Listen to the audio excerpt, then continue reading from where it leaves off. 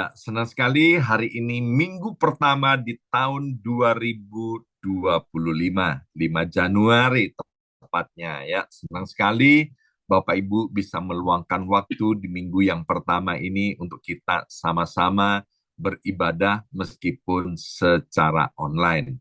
Kita tidak sedang menonton ibadah, kita tidak sedang melihat ibadah, tapi kita sedang beribadah bersama-sama. Ya, mengapa salam yang baru adalah salam penuaian dan salam terobosan? Yang pertama, biarlah tahun 2025 kita terus menuai apa yang kita rindukan belum kita tuai di tahun 2024, tahun penuaian itu. Kita berdoa, kita beriman tahun ini kita menuai lebih daripada apa yang kita pikirkan. Kita harus hope for the best. Tahun ini jauh lebih baik daripada tahun kemarin. Kalau tahun yang kemarin atau yang kemarin-kemarin itu adalah tahun keemasan mungkin bagi sebagian kita, biarlah tahun ini menjadi tahun yang jauh lebih baik daripada tahun-tahun terbaik di dalam hidup kita. Salam terobosan, artinya apapun yang akan terjadi di depan ini, bahwa bersama dengan Tuhan, Tuhan Yesus Raja di atas segala Raja, Tuhan di atas segala Tuhan, pemimpin terobosan itu yang akan membuat kita boleh mengalami banyak terobosan. Seperti yang ditulis di dalam kitab Yesaya, dikatakan begini, bahwa aku Tuhan yang berjalan di depanmu, untuk meratakan setiap gunung-gunung, untuk memecahkan setiap pintu-pintu tembaga, dan akan mematahkan setiap palang-palang yang akan menghalangi kita. Tahun 2025 kita tidak tahu apa yang akan terjadi, ya. Akan banyak hal yang kita tidak duga-duga itu akan kita lihat dan kita alami. Entah itu yang baik maupun itu yang tidak baik. Tetapi Bapak Ibu sekalian, kita harus percaya bahwa Tuhan Allah kita adalah Tuhan Allah yang maha baik, yang tidak pernah berubah dulu, sekarang, dan selama-lamanya.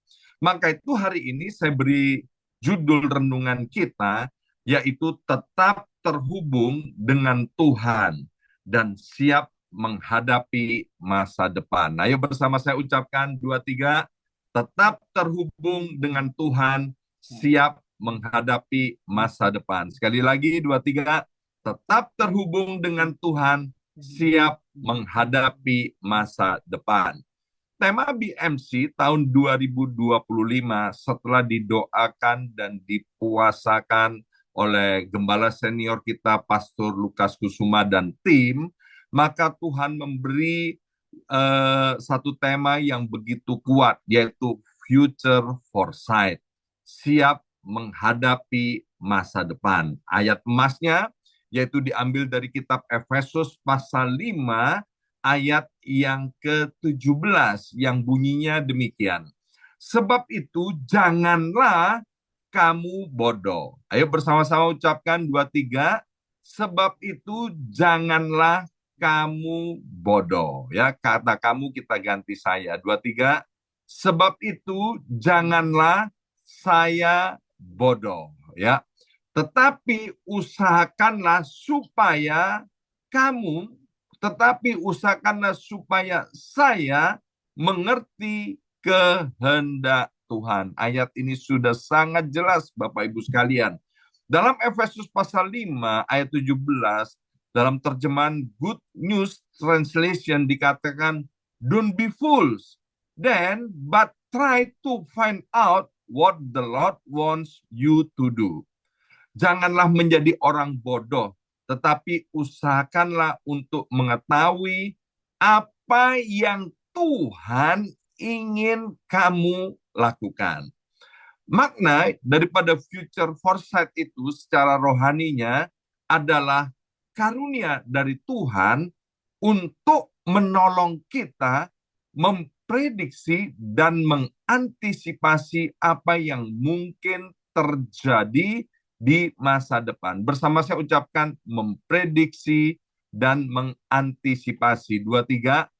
memprediksi, dan mengantisipasi. Sekali lagi, 2, 3, memprediksi dan mengantisipasi. Sekali lagi, future foresight adalah karunia dari Tuhan untuk menolong kita memprediksi dan mengantisipasi apa yang mungkin terjadi di masa depan.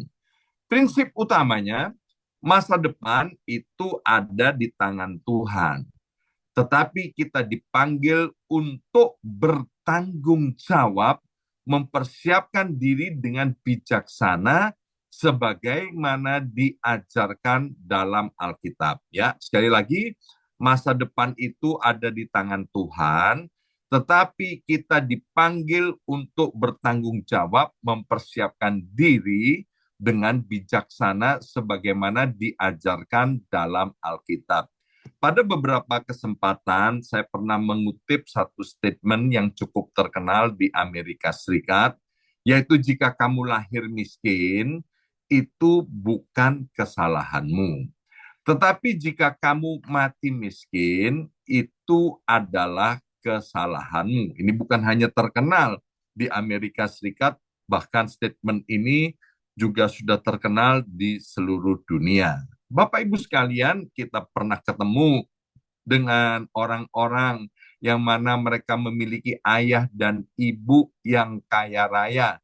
Tetapi kemudian anaknya menjadi miskin, Bapak Ibu sekalian. Pertanyaannya, siapa yang salah? Apakah salah ayahnya atau salah anaknya? Atau salah anaknya, bapaknya nggak salah? Atau salah dua-duanya? Atau itu takdir? Nah, Bapak Ibu sekalian, ada orang yang bapaknya kaya, anaknya miskin. Itu Bapak Ibu sekalian adalah kesalahannya si anak sendiri. Seperti Tuhan punya rancangan buat kita adalah masa depan yang cerah, masa depan yang penuh dengan pengharapan. Jadi, Bapak Ibu sekalian, kalau ada di antara kita yang menyebut sebagai anak-anak Tuhan, tetapi hidupnya, maaf, terpuruk, jangan suka cari kambing hitam dengan berkata, saya keadaan terpuruk ini gara-gara, ya kan? Gara-gara pendeta saya, gara-gara istri saya, gara-gara suami saya, gara-gara orang tua saya. Ini artinya orang berani berbuat, tapi tidak berani bertanggung jawab. Seperti seringkali saya katakan, pilihan kita hari ini, keputusan hari kita ini, itu akan menentukan masa depan kita. Ya. Nah, di dalam renungan yang telah saya sampaikan secara online pada hari Minggu tanggal 15 Desember 2024, Future Foresight siap menghadapi tahun 2025, saya sudah sampaikan 3 hal. Ya. Yaitu yang pertama, janganlah hidup dalam kebodohan. Arti daripada jangan hidup dalam kebodohan, hiduplah dengan bijaksana, tidak hidup sembarangan, tidak bertindak sembrono, dan tidak ceroboh. Yang kedua, saya sudah sampaikan, yaitu kita harus mengusahakan mengerti kehendak Tuhan. Pelajari firman, selidiki firman, dan cari kehendak Tuhan dengan sungguh-sungguh. Semuanya sudah tersedia di dalam Alkitab. Dan yang ketiga, lakukanlah kehendak Tuhan dengan taat dan setia. Ya, perhatikan ini, lakukanlah kehendak Tuhan dengan taat dan setia. Teman saya, Pastor Rubin Ong berkata kita harus taat bodoh. Artinya taat tanpa reserve seperti apa yang ditulis di dalam Alkitab. Nah, subtema untuk bulan Januari 2025 ini yaitu stay connected. Bersama saya ucapkan stay connected. 2, 3, stay connected. Tetap terhubung, terus terhubung. Itulah subtema untuk Januari 2025. Dalam Yohanes pasal 15 ayat yang ke-7, dalam terjemahan The Living Bible, but if you stay and me-nya huruf besar, and obey my commands, you may ask any request you like, and it will be granted. Tetapi jika kamu tetap tinggal di dalam aku dan mentaati perintah-perintahku, kamu boleh meminta apa saja yang kamu kehendaki dan itu akan diberikan kepadamu. Jadi Bapak Ibu sekalian, melalui Efesus pasal 5 ayat yang ke-17 yang merupakan ayat emas kita untuk tahun 2025 dan juga Yohanes 15 ayat yang ke-7 ayat emas kita untuk bulan Januari 2025, maka refleksinya dalam kehidupan sehari-hari yang pertama, kita harus bijaksana mempertimbangkan konsekuensi dari setiap tindakan. Ya, renungkan ini.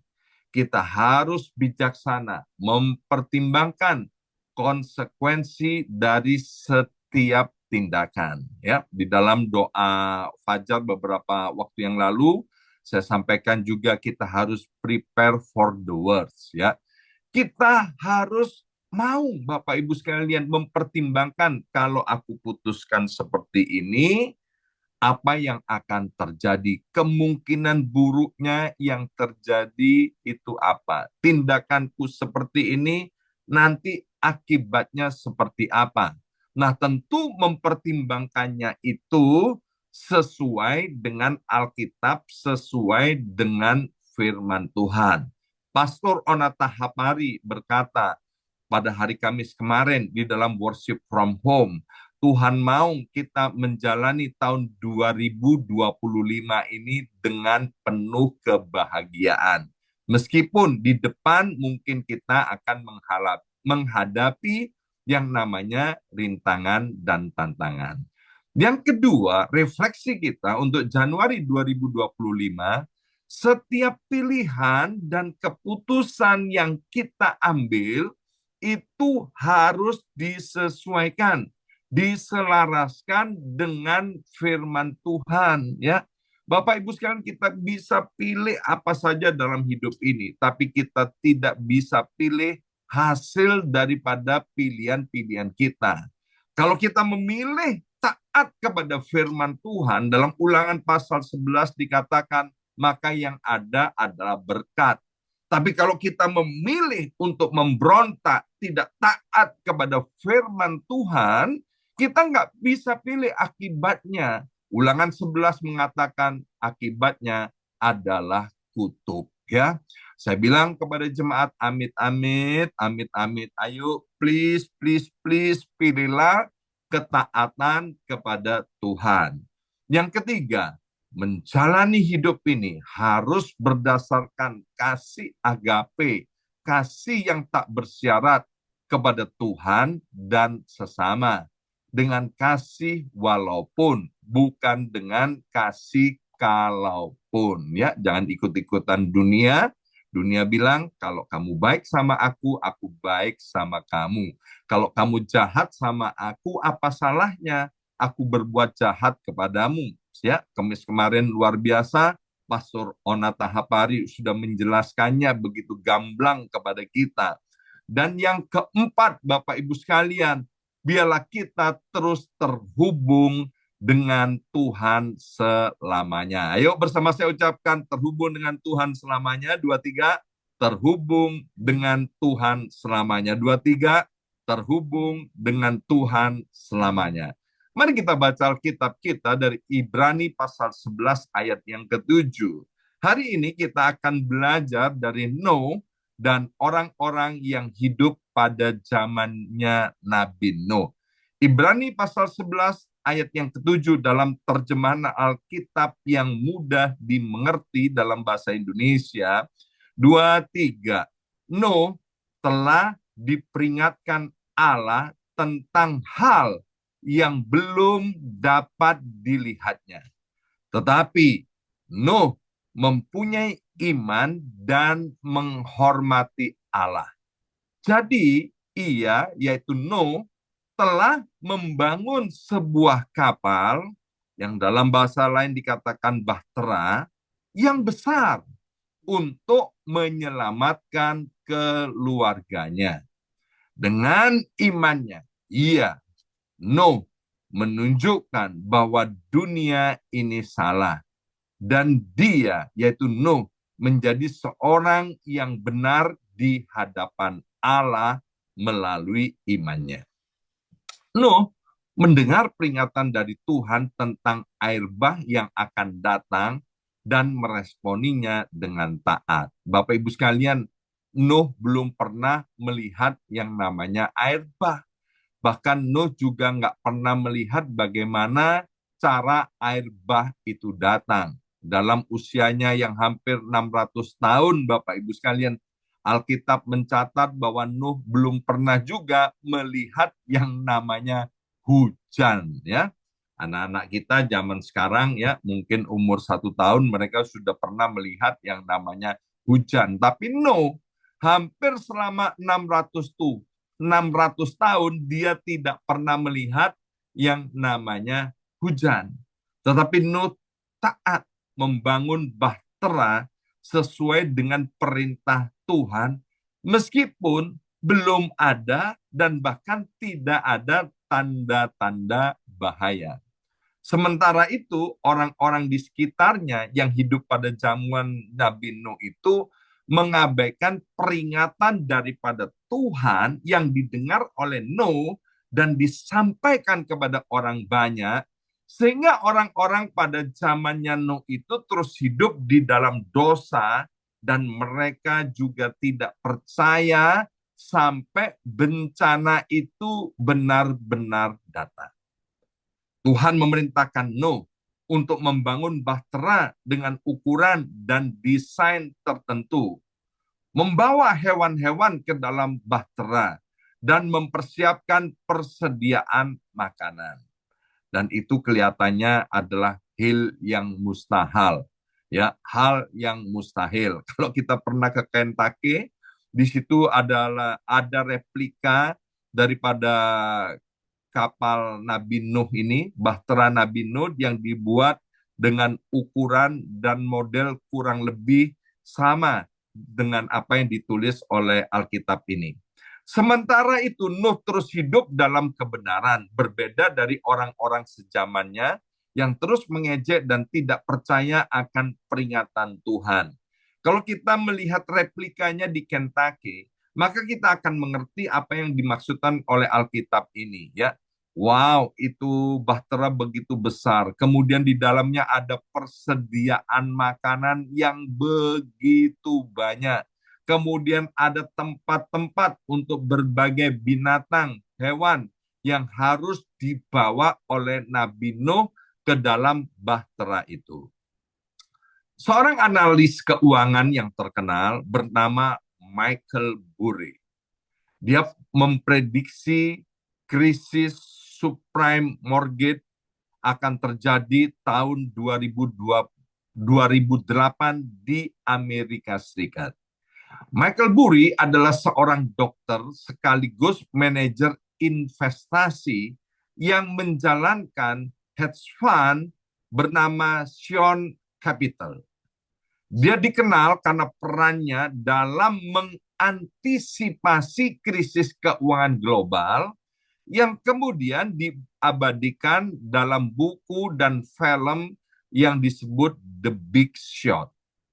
Pada awal tahun 2000-an, Michael Burry itu melihat tanda-tanda bahwa pasar perumahan di Amerika Serikat ini berada di ambang kehancuran.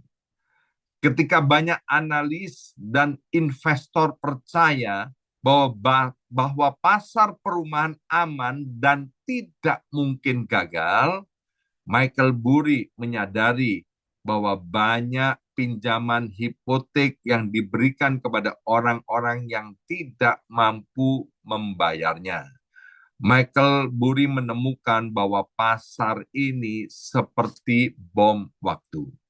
Akhirnya Michael Burry dan teman-temannya yang percaya kepada Michael Burry memutuskan untuk bertindak berdasarkan analisisnya. Dia membeli asuransi keuangan untuk bertaruh melawan pasar perumahan. Klien-kliennya yang awalnya skeptis karena pasar tampak kuat, tetapi Burry tetap teguh pada prediksinya. Dia berkata kepada teman-temannya, data tidak pernah berbohong. Ini hanya soal waktu sebelum semuanya runtuh. Ketika krisis terjadi pada tahun 2008, harga properti anjlok. Tahun 2008 adalah tahun saya bersama istri tiba di kota New York ini. Dan pasar keuangan global itu terpuruk. Banyak bank besar seperti Lehman Brothers itu runtuh. Tetapi Michael Burry dan kliennya terlindungi. Prediksi dan antisipasinya menghasilkan keuntungan besar bagi Michael Burry dan teman-temannya. Sementara banyak investor lain mengalami kerugian besar. Ya, tadi dikatakan data tidak pernah bohong. Bill Gates dan orang-orang kaya yang lainnya serta orang pandai, Bapak Ibu sekalian, sudah menyampaikan banyak data apa yang akan terjadi di tahun 2025. Michael Burry tidak tahu segalanya, tetapi ia menggunakan data dan analisis untuk melihat tanda-tanda bahaya dan bertindak sebelum terlambat. Sedia payung sebelum hujan. Ya, di rumah saya banyak payung, Bapak Ibu sekalian. Baik payung jemaat yang ketinggalan di rumah ini maupun payung yang ketinggalan di mobil gereja. Juga termasuk payung-payung yang mana memang saya sengaja membelinya. Sedia payung sebelum hujan. Sehingga kalau ada mau hujan, saya nggak pernah takut karena saya sudah punya payung. Banyak sekali, ya. Banyak sekali, Bapak Ibu sekalian. Nah, hal ini bisa menjadi pelajaran rohani. Jika kita terhubung dengan Tuhan kita, Yesus Kristus, maka Tuhan memberikan hikmat kepada kita untuk memahami tanda-tanda zaman dan mempersiapkan diri dengan benar. Syaratnya apa? Terhubung dengan Tuhan, ya. Seperti Michael Burry yang melihat tanda-tanda pasar, kita juga dipanggil untuk memahami petunjuk Tuhan dalam kehidupan kita ini. Dengan terhubung kepada Tuhan, kita dapat memprediksi bahaya duniawi maupun bahaya rohani. Sekali lagi, dengan terhubung kepada Tuhan, kita dapat memprediksi bahaya-bahaya apa yang akan terjadi di depan, baik itu bahaya secara duniawi maupun bahaya secara rohani. Maaf, Bapak Ibu sekalian, kita nggak boleh bilang begini, gelinding wae, mengalir saja apa katanya Tuhan. No, ada tanggung jawab yang harus kita ambil, ada tanggung jawab yang harus kita putuskan, ada tanggung jawab yang harus kita pilih, Bapak Ibu sekalian, ya. Sehingga kalau kita dapat memprediksinya, kita juga dapat mengantisipasi hari-hari ke depan yang tidak jelas, yang gelap, yang penuh dengan tantangan. Yang pertama, Nuh terhubung dengan Tuhan, sehingga Nuh dapat memprediksi masa depan. 2, 3, Nuh terhubung dengan Tuhan sehingga dapat memprediksi masa depan. Mari kita baca Kejadian pasal 6 ayat yang ke-9. Inilah riwayat Nuh. Nuh adalah seorang yang benar dan tidak bercela di antara orang-orang sezamannya. Dan Nuh itu hidup bergaul dengan Allah. Bersama saya ucapkan, Nuh itu hidup bergaul dengan Allah. 2, 3, Nuh itu hidup bergaul dengan Allah. Sekali lagi 2, 3, Nuh itu hidup bergaul dengan Allah. Coba tangan kanan kita taruh di dada kita. Ayo kita bilang begini, saya juga mau hidup bergaul dengan Allah. Dua, tiga, saya juga mau hidup bergaul dengan Allah. Sekali lagi, dua, tiga, saya juga mau hidup bergaul dengan Allah. Ya, nah, Bapak Ibu sekalian, kita tahu ketika Nuh bergaul dengan erat dengan Allah, dia dapat menangkap isi hati Tuhan. Sehingga apa, Bapak Ibu sekalian? Dia dapat kemudian mentaati apa yang Tuhan bicarakan kepada Nuh. Yang kedua, karena terhubung dengan Tuhan, Nuh mampu bertindak untuk mengantisipasi. Dalam Kejadian pasal 6 ayat yang ke-22 dikatakan, lalu Nuh melakukan semuanya itu tepat seperti yang diperintahkan Allah kepadanya. Demikianlah dilakukannya. Nuh tidak hanya mendengar perintah Tuhan, Nuh tidak hanya mendengar peringatan Tuhan, tetapi Nuh mau mengantisipasinya, yaitu dengan cara bertindak. Nuh membangun bahtera, mengumpulkan hewan, dan mempersiapkan persediaan makanan, meskipun tidak ada tanda-tanda alam yang ia pahami. Ya, dia membangun bahtera yang sangat besar. Nanti Bapak Ibu bisa pelajari dalam Kejadian pasal 6 ya. Dan ukuran kapalnya itu panjangnya 1,5 kali lapangan bola, yaitu 135 meter. Lebarnya 22,5 meter dan tingginya 13,5 meter. Ya, dibangun 4 lantai, dan membangunnya kurang lebih menurut beberapa ahli tafsir itu antara 55 sampai 120 tahun dia membangun kapal ini, ya, antara 55 tahun sampai 120 tahun baru kapal itu selesai. Kemudian dia mengumpulkan hewan-hewan itu, dia menyediakan makanannya, ya. Nah, dari Nuh kita belajar bahwa antisipasi tidak hanya berupa rencana, tetapi juga tindakan nyata yang didasarkan pada iman dan ketaatan kepada Tuhan. Kita boleh punya banyak rencana yang bagus, Bapak Ibu sekalian, itu kita harus hormat, angkat jempol. Tapi kalau rencana tidak diantisipasi, rencana itu tidak dilakukan, maka sia-sia. COVID-19 sudah memberikan banyak pelajaran, ya. Yang pertama, mengapa kita bisa hidup sampai hari ini? Kita tahu bahwa Tuhan kita adalah Yehova Rafa, Tuhan Allah yang menyembuhkan. Bapak Ibu sadar atau tidak, karena gaya hidup Bapak Ibu, ya, mungkin cara makannya, jaga kesehatannya, sehingga sementara orang-orang kena virus COVID-19 kemudian mereka meninggal dunia, sementara kita masih hidup, ya. Itu secara tidak sengaja, salah satunya juga ada bagian daripada kita, ya. Nah, sementara Nuh itu hidup dalam ketaatan, orang-orang yang sejamannya hidup dalam dosa dan mengabaikan peringatan, ya. Dan yang ketiga, Bapak Ibu sekalian, terhubung dengan Tuhan itu membawa keselamatan di tengah krisis. Sekali lagi, tahun 2025 kita harus hope for the best. Kita berharap yang terbaik itu terjadi. Tetapi jangan lupa kita harus prepare for the worst, ya.